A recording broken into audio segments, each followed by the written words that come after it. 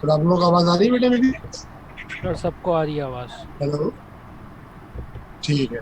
So today we will be discussing the acute heart failure basically because I was giving the targets of acute heart failure and ACS. Basically, acute heart failure is a big domain. So today we will be discussing the acute heart failure. So first of all, we will be define what is meant by acute heart failure. So it is simply defined as new onset of recurrence of the symptoms of heart failure requiring urgent or emergent therapy and resulting in seeking unscheduled care or hospitalization. Simple इसका ये है कि वो patients simply जो कि पहले से heart failure के डायग्नोज केसेस थे या अभी फर्स्ट टाइम आपके साथ प्रेजेंटेशन के साथ आए हैं which is symptom of the heart failure. What is the most common symptom of the heart failure is shortness of breath. उसके साथ बाकी डिफरेंट कार्डिनल सिम्टम्स आपको मिल सकते हैं. वो आपके the patient land up in the emergency with the new onset heart failure. We can label this patient as an acute heart failure. So the vast majority of the patient mostly have a previous history of the pre-existing chronic heart failure or any history of the chronic heart disease, but sometimes patient may land up in the emergency with the new onset heart failure. That can be because of the reduced ejection fraction also. Like some patient might having the history of the ischemic heart disease, some patient might have the history of the dilated cardiomyopathy, and some patient might have history of might having history of the hypertension, like the heart failure with the preserved ejection fraction. इसमें हम patient को label कर सकते हैं कि hypertensive heart failure. तो those patient, for example, a patient is having a systolic blood pressure of more than 180, जिसके हम एक सिंपल टर्मिनोलॉजी यूज कर सकते हैं, hypertensive emergencies. So such patient are also labelled as initially तो आप इसको डोमेन इसी डोमेन में रखेंगे अक्यूट हार्ट फेलियर की. So in such patients, when they land up in the emergency, we are going to treat those patients on the line of the acute heart failure. So in many patients, de novo heart failure, acute heart failure develops in the setting of the acute coronary syndrome. So what is the European classification of the acute heart failure? It can be decompensated. It can be acute hypertensive heart failure, as I have told you before. It can be cardiogenic shock. Decompensative मतलब कि patient को पहले से known case heart failure का है आपका और उसका एलवी डाउन था, हार्ट का ejection fraction कम था, and now he landed up with the symptoms of the heart failure either because of some secondary comorbids or either because of the non-compliance of medicines, और कोई भी triggering factor हो सकता है like RTI, stress, anything it can be. So the second thing is that acute hypertensive heart failure, जैसे मैंने पहले बताया आपको, प्रेशर्स के पेशेंट अपनी मेडिसिन हाइपरटेंशन की ली, प्रेशर उसका मोर देन 180 बाय 110 शूट कर गए और patient land up with the symptoms of the heart failure. और कार्डियक शॉक, जिसमें पेशेंट्स के आपके blood pressure more than 30 minutes के लिए लेस देन 90/60 ड्रॉप कर जाए along with that with the cold peripheries. So that patient can also present with the acute heart failure in the emergencies. So now coming in detail for the decompensated heart failure, hypertensive heart failure, and cardiogenic shock. So what can be symptom? Initially मैंने आपको एक brief outcome दे दिया है. So now going into details. So decompensated heart failure can the symptoms can be really gradual, can be acute or subacute.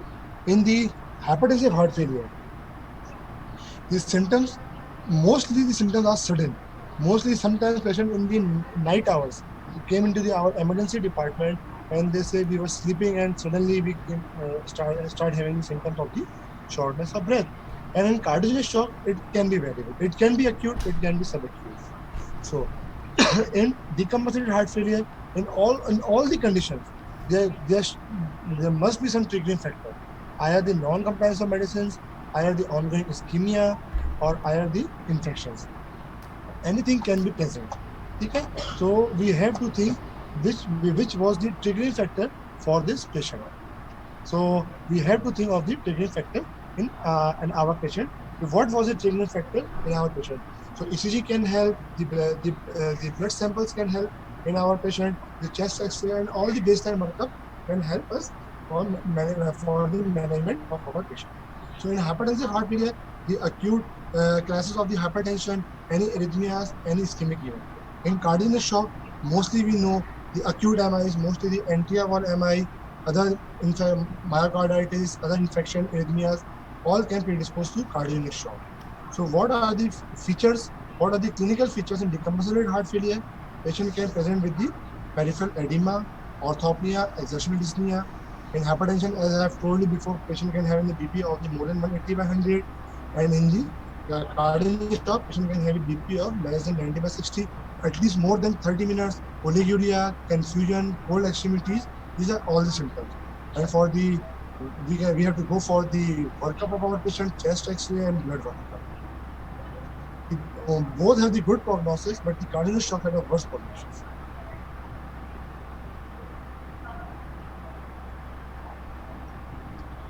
So the hypertensive heart failure, as many as 50% of the patient presenting with the acute heart failure has systolic BP higher than 150, and 25% of patients has systolic BP higher than 160.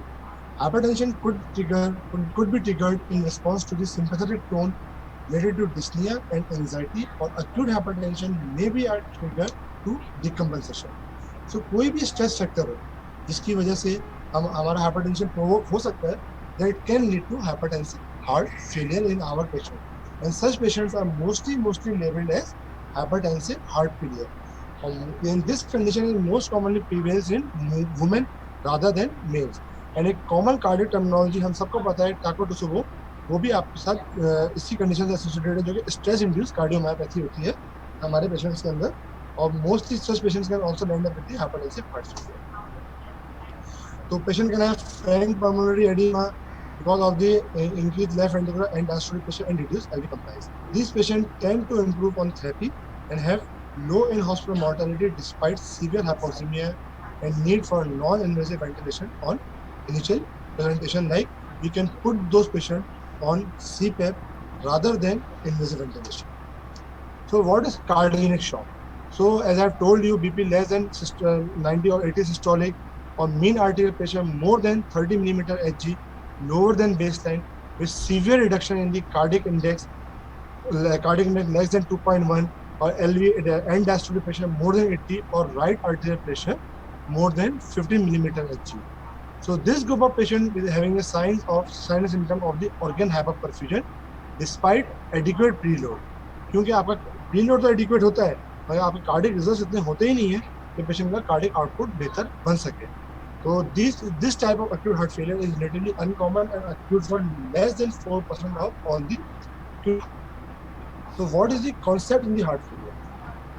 Patient can have a hemodynamic congestion and patient can have a clinical congestion. So what is hemodynamic congestion?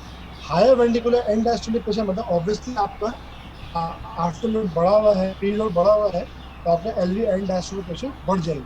तो congestion that can present with sign and symptoms. For example आपका LV and diastolic pressure बढ़ा हुआ है, तो आपका LV pump ही नहीं कर रहा, तो डेफिनेटली आपका ब्लड कहाँ पुल अप होगा? It will pool up in the lungs. When the blood is going to pool up in the lungs, it will definitely increase pressure in the right side of the heart. When the patient is going to increase right side of the heart, you will definitely have the signs and symptoms of the raised GEP, SIIT, pulmonary edema. So the most common cause of the RV dysfunction is the left ventricular dysfunction. So, and as we are going to treat the left ventricular dysfunction, the right ventricular dysfunction will recover on its own. So what is the mechanism of the condition? In acute heart failure is caused by the degradation of the cardiac function. What is the mechanism that predominate in the acute decompensation of the congestive heart failure patient with impaired left ventricular ejection fraction and normal low heart rate is the main pathogenic mechanism. Mostly आपकी cardiac में अंदर मसला होता क्या है? आपका LV जो है उसके फंक्शन इंड्यूस हो जाता है. जब एलवी फंक्शन इंड्यूस हो जाएगा तो आपका कार्डियक आउटपुट बनेगा ही नहीं, तो आपका आर्टेरियल प्रेशर डेफिनेटली लो हो जाएगा. जब भी ऐसे पेशेंट का ब्लड प्रेशर चेक करेंगे, मोस्टली आप जब भी कार्डियोलॉजिस्ट के पास जाएंगे तो आपको बोलेगा अच्छा इजेक्शन फ्रैक्शन पेशेंट का क्या है? 30-35%. हाँ बेटा इसका बीपी जो है 90, 60, 160 इससे ऊपर जाएगा नहीं.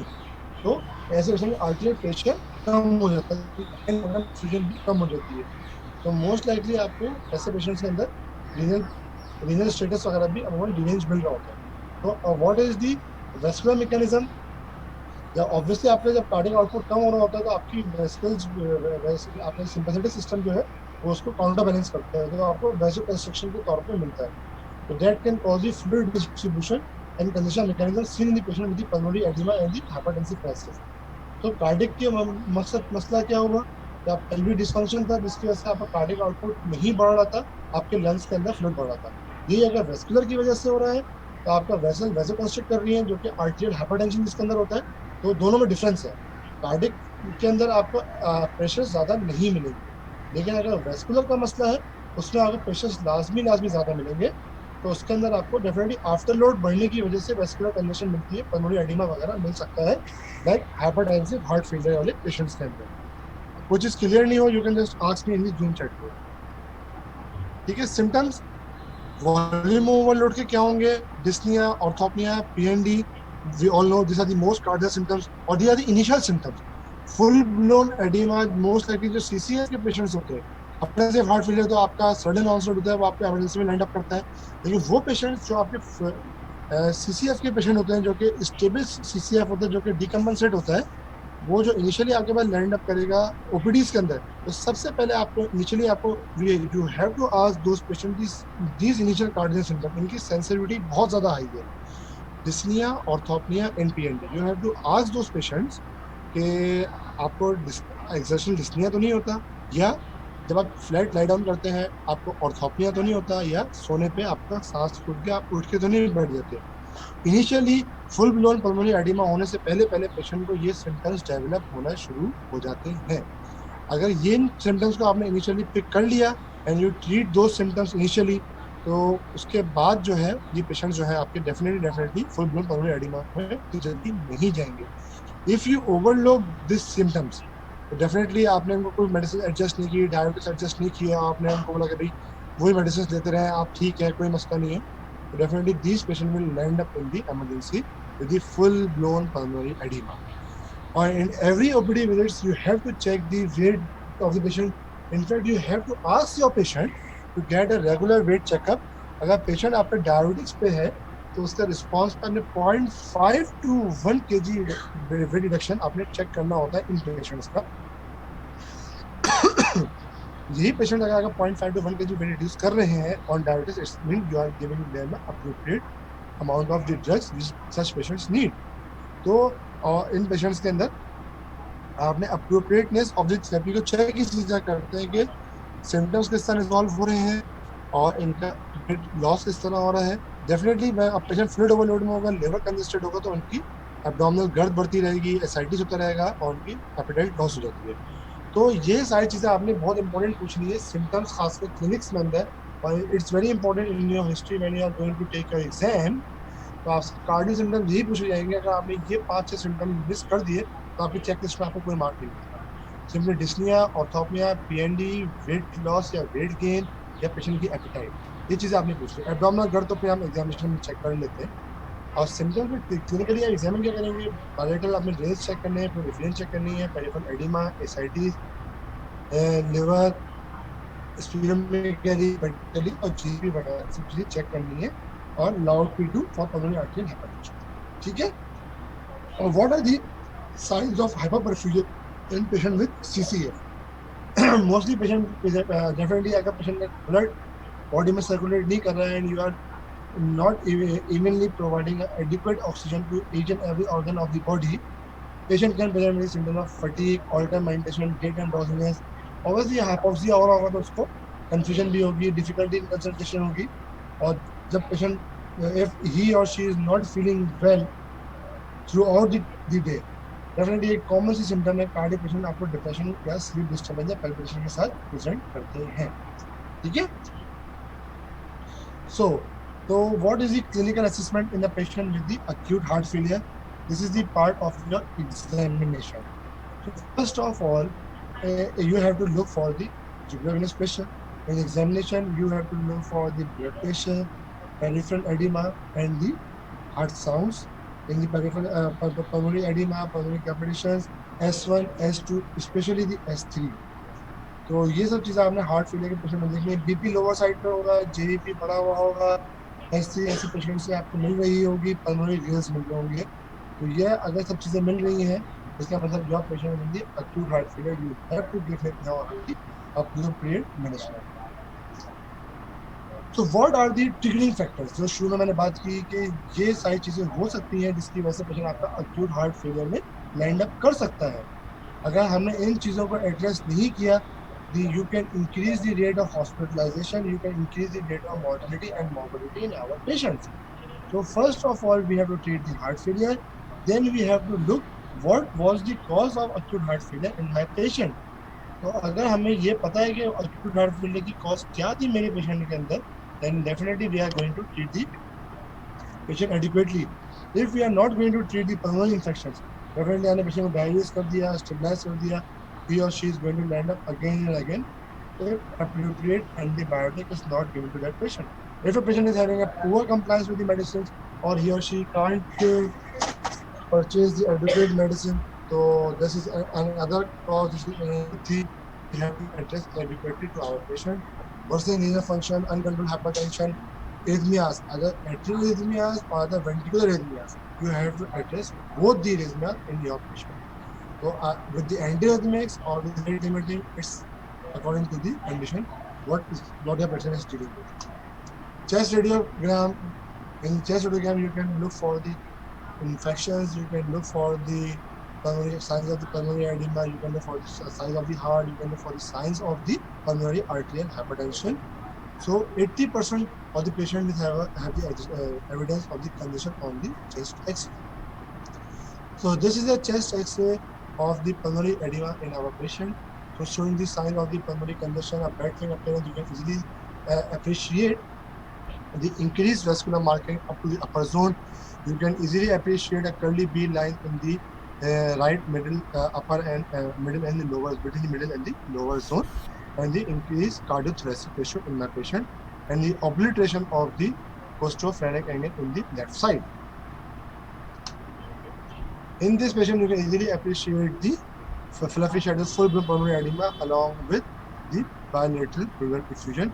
Even you can't easily appreciate the cardiac shadow in this patient. So now moving towards the biomarkers, the role of BNP and NT-proBNP. This is a highly sensitive biomarker. Why? Because if only the patient is having only you are having the suspicion of the heart failure initially, patient अभी land up नहीं किया acute heart failure के साथ, you are only having the suspicion, patient at the risk of the heart failure, से वो कहता है कि मुझे ऑर्थोपनिया होता है, PND होता है, आप उसका NT-proBNP करा सकते हो. If the patient is having the increased levels of the NT-proBNP, आप उसको समझा दो कि भाई आप जो you are at risk of heart failure, आपकी ट्रीटमेंट हमें appropriate स्टार्ट करनी है, and we are going to investigate on the lines of the heart failure and the conditions which can predispose, हमें उनको treat करना है last में. So this test can catch the patients who are at the risk of the heart failure, and we can appropriately manage those patients before those patients land up with the acute heart failure.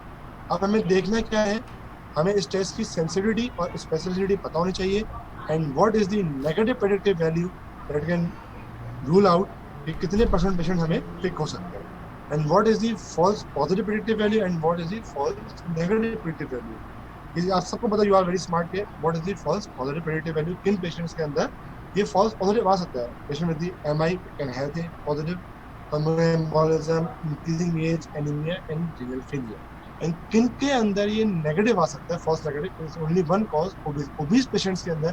Patient अगर heart failure के साथ भी अगर obese है, उसका NT-proBNP negative आ रहा है, then you must have the suspicion of the heart failure rather than कि आप उसको ओमिट कर दो कि नहीं आपका NT-proBNP नेगेटिव आ गया है, आपको कुछ भी नहीं है. नहीं, अगर आपको डिस्निया है, आप obese हो, तो आप सोचो कि भाई इसको हो सकता है हार्ट फेलियर, इरिस्पेक्टिव या नेगेटिव है.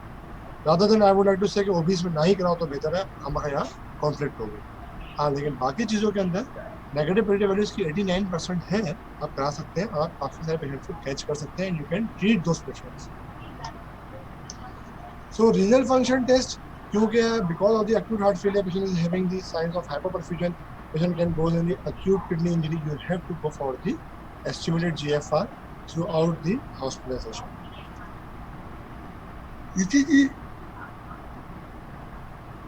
ECG is a very important predictor in patient with having the heart failure, acute heart failure, because the most common cause of the heart failure is the MI.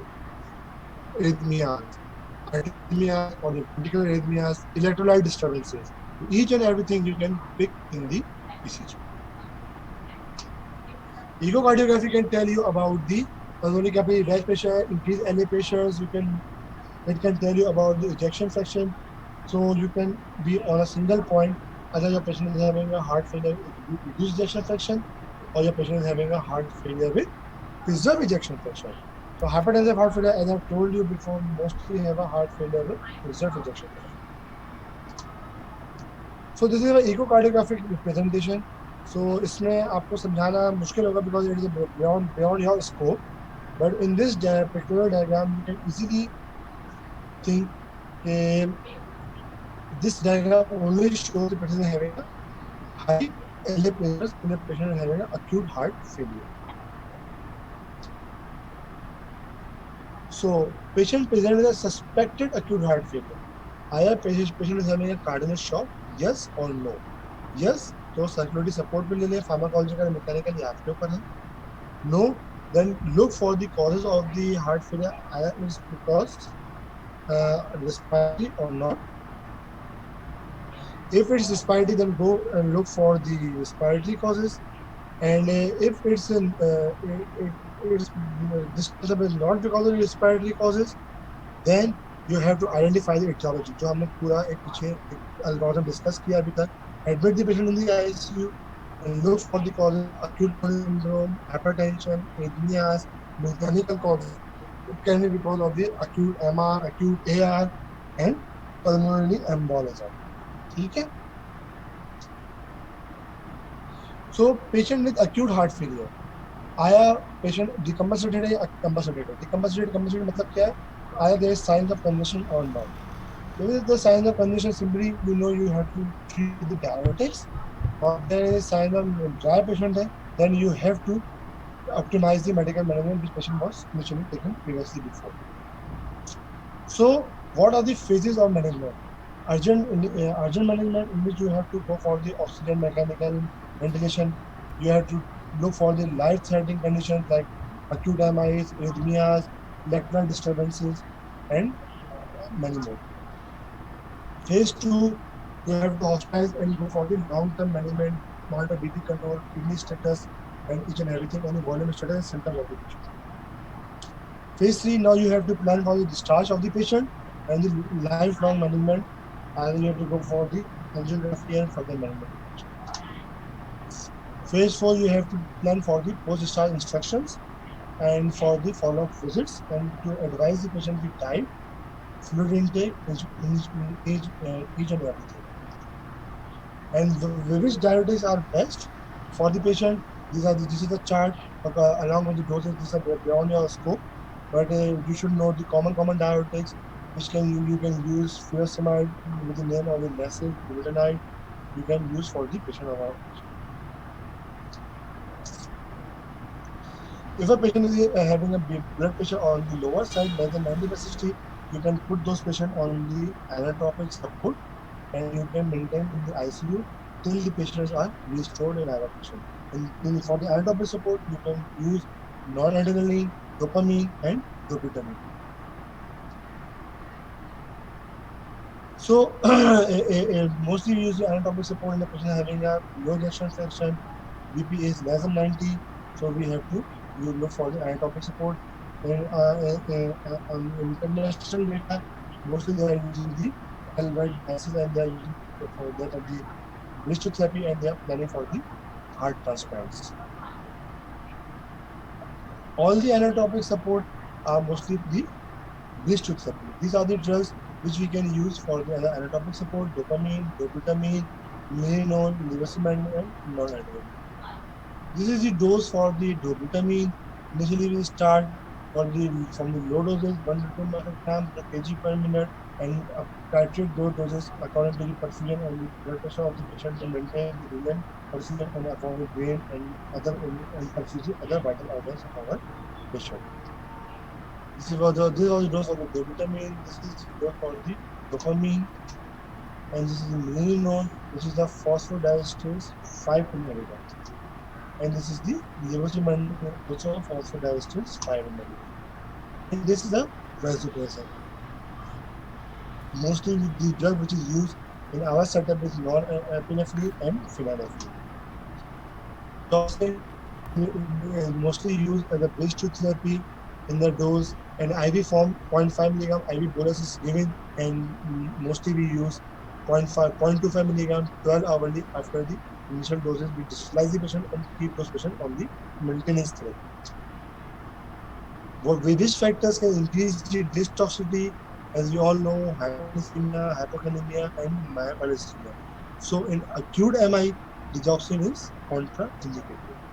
Ultrafiltration is one of the modality which we can use in acute heart failure, in which patient don't respond to the diuretic therapy as the kidney has gone into the acute kidney injury and kidney are not functioning best. Hypertonic saline can also be used in a patient in which we have diaries a lot and sodium levels are on the lower side, which we calculate the corrected sodium in our patients, and we start the sodium hypertonic saline with a high dose in those patients in which we are giving the high dose diuretics. So vasopressor antagonist in which patient is not responding to any therapy we use. Tolvaptan was shown to be safe and result in a short-term improvement in acute heart failure. However, studies failed to show improvement in the morbidity mortality. So there is no role in long-term mortality benefit. But in a patient who is having a euvolemic hyponatremia and is not responding to any other therapy, so we can use vasopressor antagonist in such patients. So those patients can improve on such patients, but only we can give symptomatic benefit to such patients. So what is the long-term management after we cure the acute heart failure and patient having the and the patients are now stabilized and stepped down from the ICU and now patients are better are in a better state. So these are the drugs: beta blocker, ACE inhibitor, mineralocorticoid receptor antagonist, diuretics, angiotensin receptor, neprilysin inhibitors, and nitrates. These are all the drugs which we can prescribe on the discharge medicines. Mostly we start during the hospital stay and check for the response, ruling out all the contraindications. So this is a cardiorenal syndrome, which we all know this is because of the reduced cardiac output, which is the most common syndrome in a patient with the heart failure. Definition of the cardiorenal syndrome emphasizes presence of the persistent congestion because multiple studies have shown that changes in ejection function in decongested patients are usually transient and may not be associated with the increased risk of the adverse outcome. Progressive deterioration of renal function, when more than 80, creating more than 3 necessitate discontinuation of RAS drugs like ACE inhibitors, ARB, and RB. Increased dose of diuretics are required, mostly in patients with the worsening heart failure. So cardiac shock, I have already told you, systolic BP of less than 80, more than 30 minutes, cardiac index less than 1.8 is known as a cardiac shock. So what is the management of the cardiac shock? Initially, we have to maintain the IV line, establish the high flow oxygen. Mostly we maintain the artery lines of central venous line look for the central venous pressure and go on the early angiogram where we having the extended. So goal of the treatment is our maintain the adequate perfusion of this patient and considering the mean arterial pressure, pulmonary device pressure, central venous pressure, adequate output at least 0.5 ml per kg per hour at least, and maintaining the arterial pH of 7.3 to 7.5. So that was all for the acute heart failure and considering the causes and the risk factors. So is there any query you can just ask me on the Zoom chat group? Thank you.